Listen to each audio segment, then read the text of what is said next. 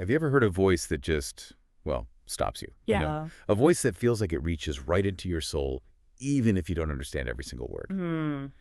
Today, we're doing a deep dive into the life and, frankly, the incredible impact of this one particular talent who's really redefined music for millions across India and, honestly, way beyond. Arijit Singh. The voice of a generation, they call him. Exactly. So our mission today is to try and understand, how does a boy from a musical family, but in a small town, become Bollywood's most sought-after playback singer? And maybe for listeners less familiar, playback singing is huge in Indian cinema. The actor lip syncs, but it's the singer's voice carrying all that emotion. It's a really unique role. Absolutely crucial role, and we want to know what makes his voice feel so, well, soul-touching and timeless. We've got this fantastic, detailed biography to guide us, packed with insights we're excited to unpack with you. It really is remarkable, isn't it? Just the scale of Arijit Singh's influence. I mean, in Indian cinema, his name now is basically synonymous with emotional depth, unparalleled vocal artistry, really. Yeah.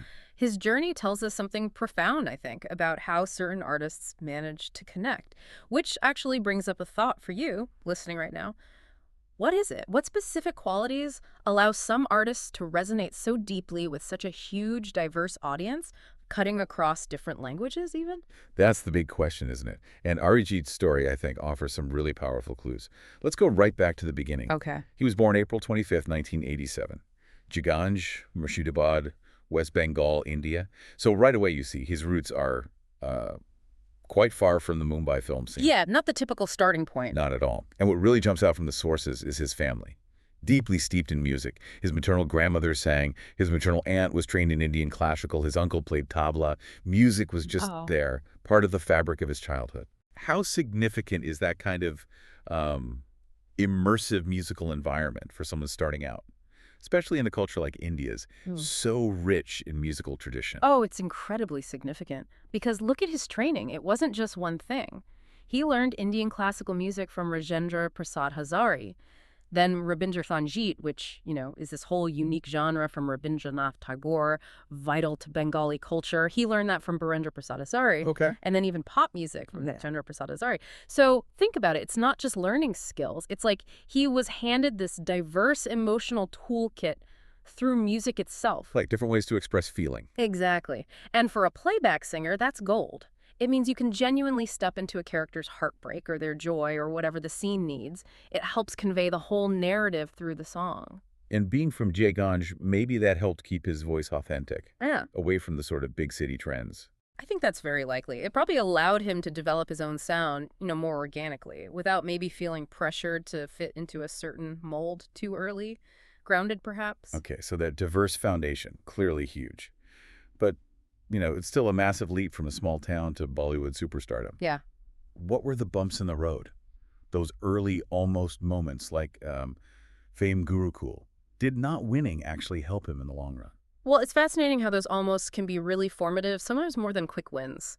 So 2005, he's just 18, goes on Fame Gurukul, doesn't win. Right. But he impressed people, judges, audience. It wasn't really a failure, more like a public test, Built resilience. Okay.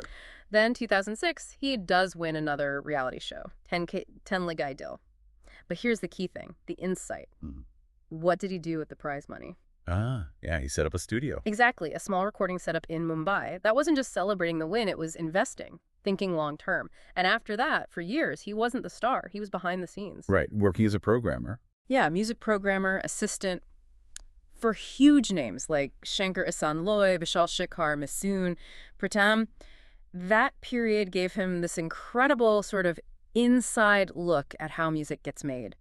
Production, composition, The nuts and bolts. the whole process. Something many singers who just focus on the vocals might not grasp as deeply. And that technical grounding, that exposure, probably made him way more adaptable, more versatile later on. So it sounds like those years programming, really learning the craft from the inside, might have been even more crucial for his adaptability than, say, winning that second show. I'd argue yes, absolutely. Because it seems like an overnight success once he finally broke through. But it clearly wasn't. It's that classic iceberg thing, right? You only see the tip. Precisely. Those years taught him not just how to sing, but how songs are built, how they fit a story. That holistic view made him a better collaborator, I'm sure, once he did step up to the mic. Okay, so let's talk about that breakthrough. When did it actually happen? Well, his official Bollywood debut as a playback singer was in 2010 with Fir Mohabbat from Murder 2, though it released in 2011. Got it. Then also in 2011, Ramadta from Agent Vinod. That one really started getting his soulful sound noticed more widely. Okay, so gaining traction. But the real turning point, the Yeah. absolute game changer, 2013, Tum Hai Ho from Ashiki 2. Ah, yes, that song. That song just launched him. Massive fame, household name, India, abroad. It became this huge cultural moment. So Tum Hi Ho, you pinpoint that one. Why did that specific song tied to that film connect so intensely? What flipped the switch? It was like perfect timing, perfect storm. Ashiki 2 itself really struck a chord with the whole generation dealing with, modern love, heartbreak, all of Right, it. the themes resonated. Deeply. And Arijit's voice became the soundtrack for those feelings. It wasn't just technically brilliant singing, it had this raw, vulnerable honesty. People felt it. It felt real. Exactly. So it wasn't just another hit song. It carved out his niche, emotional, heartfelt songs. He became the voice for that feeling, especially romance and heartbreak. Bollywood's go-to guy. That emotional connection, yeah, that seems to be his superpower. And speaking of his style, it's described as soulful, emotional, but also incredibly versatile. Mm-hmm. He handles so many genres, ghazals, that poetic sung verse, form Wow. classical, Sufi devotional music, folk, and obviously modern Bollywood pop. How does that fluidity, plus singing in so many languages, Hindi, Bengali, Tamil, Telugu, Marathi, Gujarati, Malayalam, let him connect so broadly across all these different regions? Well, that versatility, it's not just a party trick, It's what allows him to break down those walls. Regional walls, language walls. It makes him a truly national figure, maybe even international. Because the feeling comes through anyway. Precisely. Think about it. If you can capture the deep longing in a ghazal, the spiritual intensity of Sufi music, and the hook of a pop song, you're tapping into feelings that are universal. Love, loss, joy. Doesn't matter what the words are exactly. His voice somehow gets to the core emotional truth, regardless of the language. And that's rare. That's why he has this incredibly wide, lasting appeal. He's not just singing lyrics, he's singing feeling, pure human emotion. And his track record just proves it. I mean, the list of hits is endless. You've probably heard so many. Chana Maria, right? From Ae Dil Hai Mushkil in 2016. A classic heartbreak anthem. Or the title track from that same movie, Ae Dil Hai Mushkil. Then there's Jarua from Dilwal back in 2015. Kalank, the title track from 2019. Kasaria from Brahmastra just a couple years ago. Big white. And Oh Mahi from Donkey more recently in 2023, just hit after hit. But it's not just the charts. The awards bodies love him too. He's critically acclaimed as well. Totally. National Film Award 2019, Best Male Playback Singer for Binte Dil from Padmavat. 7 Filmfare Awards for songs like Tum Hai Ho, Chana Maria, Ideal Hai Mushkil, Rabat, Right. plus tons from Z-Scene, IFA, Screen Awards, Murchie Music Awards. And he's always on the Forbes India Celebrity 100 list, it seems. This isn't just a flash in the pan, right? It's sustained success, critical and popular for over a decade. What does that tell us? Well, that's the key takeaway, I think. These awards, they're not just trophies on a shelf. They show consistent acclaim from both critics and the audience year after year. That tells you he's not just a trend. He's a lasting force. Right. His ability to keep dominating the charts while also getting this high-level industry recognition, it shows he can adapt, stay relevant, but without losing that core Arijit Singh sound, that identity. He delivers what people connect with, but also pushes boundaries artistically. And then there's his personal life, which is also quite interesting. He married his childhood friend, Cole Roy, back in 2014. They have 3 kids, including his stepson from her previous marriage.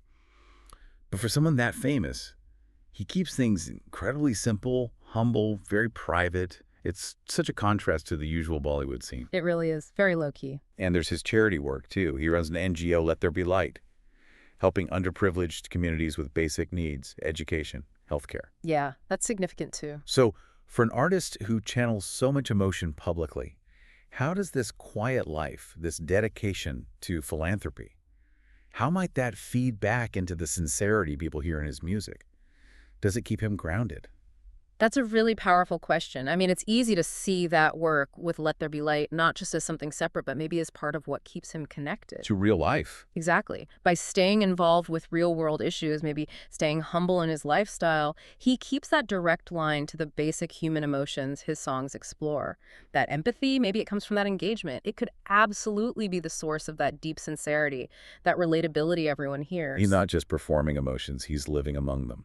Perhaps it makes his art feel less like a performance and more like, well, like a shared experience, authentic. Yeah, that groundedness feels absolutely central to why he's considered, one of the greatest playback singers of this century in India. No His question. voice soul-touching, timeless. He really is the voice of a generation. And the amazing thing, he just keeps going, dominating charts with every new release, still at the top of his game. It is remarkable his whole story, a small town to global star, the struggles, the massive success. It kind of mirrors the dreams and the feelings of so many people listening to him. Mhm. So his voice isn't just sound, it's like a feeling, a shared memory for millions now. That's what cements his legacy, I think. He's become irreplaceable in contemporary India music, a defining voice for this era. Absolutely. From that incredibly diverse musical upbringing and the early grind through the big Bollywood breakthrough and now his quiet philanthropy, Arijit Singh's journey is just this powerful story of talent, yes, but also sheer perseverance and that deep, real connection to human emotion. Which leaves us with a final thought to maybe mull over. Considering how incredibly successful he is at channeling emotion in his songs, how much do you think his very private, almost spotlight avoiding life contributes to that?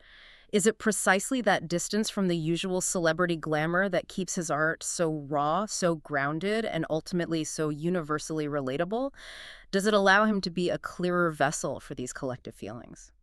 That's a fascinating question to think about. We really encourage you go back and listen to some of those songs we mentioned, Tum Hai Ho, Chana Maria, Kesaraya, any of them, but listen with this story in mind.